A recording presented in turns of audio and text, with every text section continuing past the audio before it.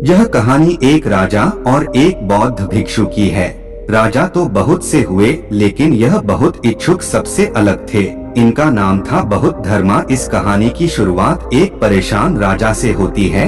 वह राजा अपने मन को शांत करने का बहुत प्रयास करता है, पर उसका मन शांत नहीं हो पाता। वह अपने राज्य के बड़े बड़े विद्वानों को अपने महल बुलाता है और उसे उपाय पूछता है। लोग तरह तरह के राजा को बताते हैं, पर कोई उपाय काम नहीं करता। एक दिन एक व्यक्ति राजा के पास आता है और कहता है, आपके मन को शांत करने का उपाय है।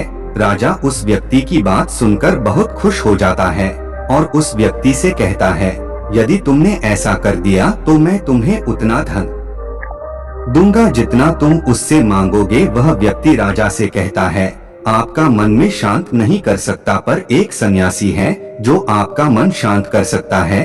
वह कोई आम सन्यासी नहीं, वही बहुत पहुंचा हुआ सन्यासी है। आप उसे एक बार अवश्य मिले, वे आपकी समस्या का समाधान जरूर कर देगा। ताजा उस व्यक्ति से कहते हैं, कहाँ मिलेगा मुझे सन्यासी? वे व्यक्ति राजा से कहता है, यहाँ से कुछ दूर जंगल में उसकी छोटी सी कुटिया है।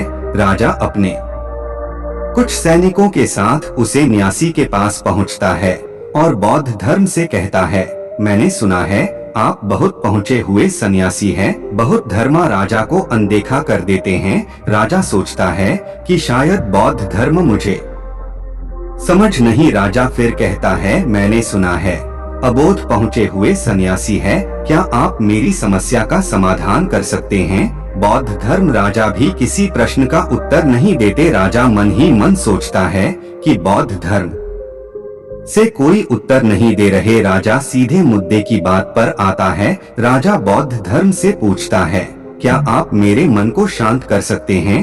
बौद्ध धर्म मुस्कुराते हुए कहते हैं और आधा से पूछते हैं, तुम्हारा मन अशांत की है? राजा कहता है, वैसे तो मेरे पास किसी भी चीज की कोई कमी नहीं है। धन मेरे पास इतना है जिसका मुझे खुद अंदाजा नहीं। सभी सुख सुविधाएं हैं, लोगों के मन में मेरे लिए आदर्श हैं। मैंने बहुत सारे दान भी किए हैं, बरबस ही चीज की कमी है मेरे अंदर। मेरा मन अशांत रहता है। यदि यह कभी कभी साथ भी हो जाता है तो यह फिर से आसान हो जाता है। क्या आप मेरे मन को शांत कर सकते हैं? मैं बड़ी आशा लेकर आपके पास आया हूँ। बाकी तो मैंने सब उपाय कर लिए, बस आप ही मेरी अंतिम भाषा हो। बहुत धर्मा उस राजा से कहते हैं, बिल्कुल मैं तुम्हारे मन को शांत कर सकता हूँ। राजा बहुत खुश होता है। राजा कहता है, उसके लिए मुझे क्या करना होगा? बौद्ध धर्मों मुस्कुराते हैं और कहते हैं, कल सुबह तो मेरे पास आना, पर ध्यान रहे अकेली आना। राजा कहता है, ठीक है मैं भी आपके पास आ जाऊंगा। शर्मा कहते हैं, पर एक बात और ध्यान रहे, अपने अशांत मन को अपने साथ लाना। यह सुनकर चौंक जाता है और सोचता है, यह कैसी बात? केडी धर्माणी ताजा कहता है, आपने क्या कहा? प्रत्येक बार और कहीं बौद्ध धर्म कहते हैं, तुम कल सुबह जल्दी आना और अपने अशांत मन को अपने साथ नहीं कराना। कहीं ऐसा न हो कि तुम उसे अपने महल में छोड़। राजा सोचता है कि यह कोई पागल व्यक्ति है क्या, पर क्योंकि अब राजा के पास कोई विकल्प नहीं था, इसलिए मैं सोचता है कि एक बार प्रयास कर ही लेते हैं।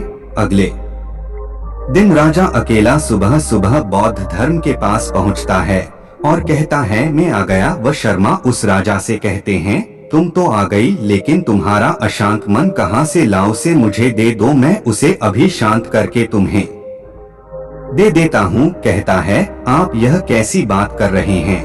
आपके लिए पहुँचे सन्यासी होकर यह भी नहीं जानते कि मन कोई ऐसी वस्तु नहीं जिसे मैं उठाकर आपको दे दूं। मन तो मेरे भीतर है। बौद्ध धर्म उस राजा से कहते हैं, ठीक है बैठ जाओ और अपनी आंख बंद करके उस अशांत मन को अपने भीतर खोजो। राजा अपनी आंख बंद करके उस अशांत मन को अपने भीतर खोजने का प्रयास करता है। बहुत देर आंख बंद करके बैठे रहने के बाद बहुत धर्मा राजा के कंधे पर हाथ रखते हैं और कहते हैं, आप खोलो। राजा अपनी खोलता है। बहुत धर्मा उस राजा से पूछते हैं, क्या तुम्हें तुम्हारा अशांत मन मिला? राजा कहता है, नहीं। बहुत धर्मा राजा से कहते हैं, कोई बात नहीं, अब तुम कल प्रयास करना, आजकल इतनी खोज पर्याप्त थी।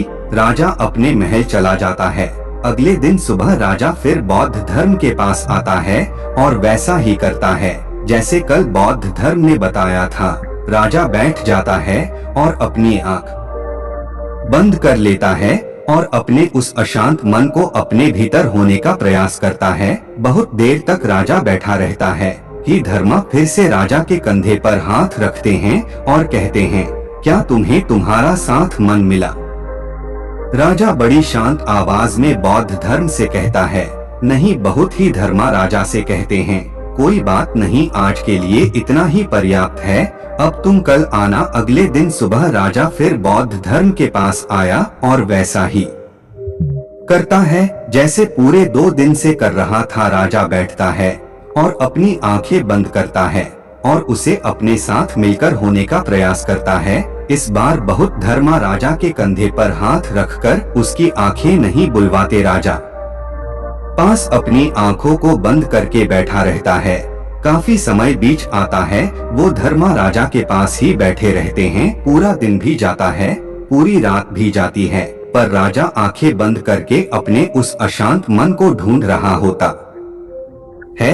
अगले दिन सुबह राजा की आंखें खुलती है और जैसी राजा की आंखें खुलती हैं, राजा अपने सिर को बौद्ध धर्म के चरणों में रख देता है और कहता है, उसी मेरा अशांत मन तो कहीं नहीं मिला और वे शांति जरूर मिल गई जिसकी तलाश में भटक रहा था। दोस्तों, उस राजा की तरह हम सभी भी अपनी मन की शांति को कहीं बाहर खोज रहे होते हैं।